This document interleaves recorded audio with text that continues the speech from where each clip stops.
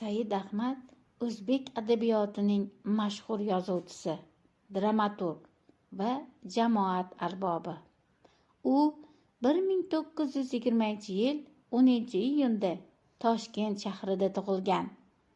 Said Ahmad hikoya, qissa, roman va pyesalari bilan o'zbek adabiyoti rivojiga katta hissa qo'shgan.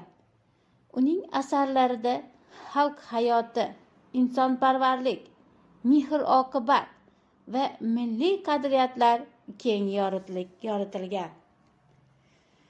Taniqli adibimiz Said Ahmadning Jimjitlik romani 1986-1987 Sharq yulduzi jurnalida davomli e'lon qilindi. G'afur G'ulom nomidagi adabiyot va san'at nashriyoti uni 1989-yilda 150 ming nusxada bosib chiqardi.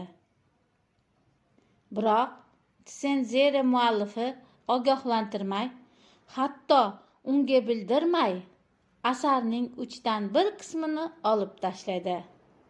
Oqibatda mayib asar o'quvchi qo'liga tegdi. Muallif o'tgan 14 yil davomida romanni qayta tiklash uchun ko'p urindi. U asarni qayta ishlash jarayonida bugungi kun talablarini nazardan qochirmaydi. Roman yovuzlik bilan ezgulikning abadiy kurashishiga bag'ishlangan. Hurmatli kitobxon